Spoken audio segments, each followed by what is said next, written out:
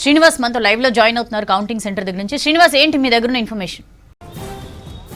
సౌజన్య, కొంత కన్ఫ్యూజన్ అయితే ఉంది వాస్తవానికి. ఎందుకంటే ఎప్పుడైనా బై ఎలక్షన్లో ఈ సిచ్యువేషన్ కనపడుతుంది. గతంలో మునుగోడులో అట్లనే ఉండే, దుబ్బాకలో, తర్వాత హుజూరాబాద్లో కూడా ఈ సిచ్యువేషన్ ఉంది. ఏమవుతుందంటే ఎన్నికల అధికారి, జిల్లా ఎన్నికల అధికారి ఏం చేస్తారంటే దీనికి సంబంధించి ఎప్పటికప్పటికి రౌండ్లు పూర్తయిన తర్వాత సమాచారాన్ని అంతా తీసుకువెళ్ళి మీడియాకు సమాచారం ఇవ్వాలి అని చెప్తారు. దానికి ఒక కన్సర్న్ ఆఫీసర్ ఉంటారు. కానీ ఇక్కడ ఏం జరుగుతుందంటే కొంత కన్ఫ్యూజన్ ఉంటుంది. ఎప్పుడైనా 1-2 రౌండ్లు వాళ్ళకి వెంటనే కరెక్ట్ లీడ్ ఇవ్వాలి, లేదంటే వాళ్ళ ఉద్యోగాలు పోయే పరిస్థితి ఉంటుంది. కాబట్టి కొంత ఎలక్షన్ కమిషన్ ఈ విషయంలో చాలా సీరియస్గా ఉంటుంది, మనం చూస్తూ ఉన్నాం. కాబట్టి కొంత కన్ఫ్యూజన్ అయితే ఉంది. దానికి సంబంధించినటువంటి అధికారులు బయటికి సమాచారం ఇవ్వడానికి వాళ్ళు 1-2 సార్లు బేరీ చూసుకొని కరెక్ట్ అయినా ఉందా, వెబ్సైట్లో పెట్టే వరకు కూడా అవన్నీ చూసుకొని తర్వాతనే మనకు బయటికి చెప్తారు. ఒక 3-4 రౌండ్ల తర్వాత మళ్ళీ ఈజీగా ఫ్రీ అవుతుంది.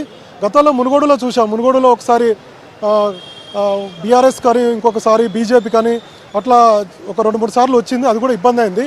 సో ఇప్పుడు ఏంటంటే దీన్ని రెక్టిఫై చేస్తామని చెప్పి అధికారులు కూడా చెప్తున్నారు. సో వీలైనంత త్వరగా సమాచారాన్ని ఇచ్చేందుకు మేము ప్రయత్నం చేస్తామని చెప్తున్నారు. ఇందాక మనం చూసినాం, ఒకసారేమో వాళ్ళు ఒక లీక్ ఇచ్చారు, 62 దాకా ఫస్ట్ రౌండ్లో ఉందని. తర్వాత అఫీషియల్గా చూస్తే అది 47 దాకా వచ్చేది.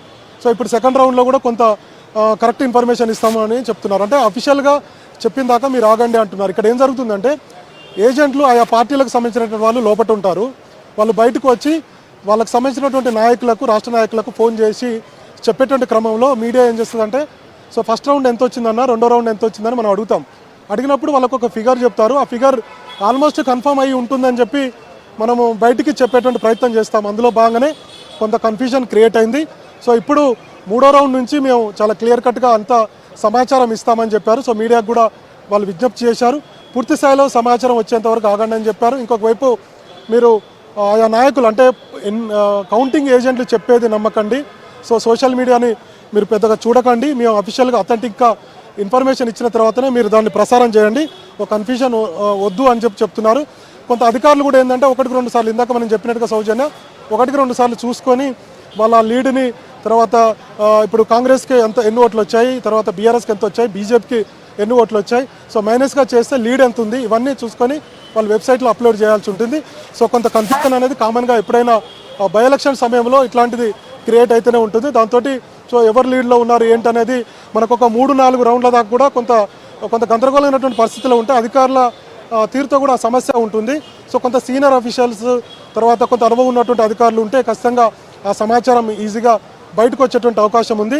సో మొత్తానికి ఇప్పుడైతే కాంగ్రెస్ పార్టీ అయితే అధికంలో ఉంది. కానీ ఎంత ఏంటనేది అది 3000 పైచిలకు దాదాపుగా ఉండే అవకాశం ఉంది.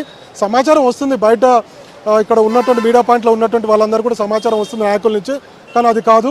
సో ఫైనల్గా ఎన్నికల కమిషన్, ఎన్నికల అధికారులు, తర్వాత ఇక్కడ జిల్లా ఎన్నికల అధికారులు ఇచ్చినటువంటి సమాచారాన్ని మీరు తీసుకోవాలని చెప్తున్నారు. ఇక ఓవరాల్గా చూస్తే ఎగ్జిట్ పోల్స్ ఏదైతే చెప్పిందో ముందు నుంచి దాని ప్రకారమే ట్రెండ్ అయితే కొనసాగుతుంది.